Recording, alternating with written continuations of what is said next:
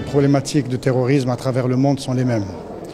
Que ce soit en Europe, en Asie, en Afrique ou aux États-Unis, c'est la même menace et c'est les mêmes problématiques. Le continent africain, c'est le continent qui nous intéresse et que traite l'Africa Security Forum. Comme vous savez, nous avons plus de 38 pays africains ici présents aujourd'hui qui sont tous là pour échanger des idées, échanger des modes opératoires, échanger des pistes de réflexion sur comment mieux lutter sur la lutte antiterrorisme. C'est un thème très délicat. Si c'était facile, on l'aurait su, ce serait réglé depuis longtemps.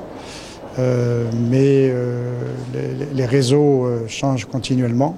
C'est maintenant que, compte tenu, n'est-ce pas, de la vigueur de la lutte contre le terrorisme, qu'il essaie, n'est-ce pas, de s'adapter en s'appuyant sur les leviers qui peuvent lui permettre, n'est-ce pas, d'être, lui, plus efficace sur le terrain.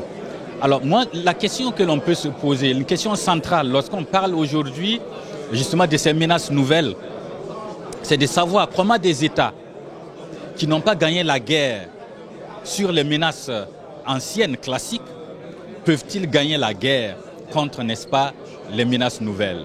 Autrement dit, il se pose ici la question de la capacitation de nos États. Il faut que nous ayons des États capacitaires, des États qui sont en mesure, n'est-ce pas, de se défendre sur tous les plans. Et donc, le cyberespace paraît nouveau, mais attendez, nous sommes des États ou nous ne sommes pas des États.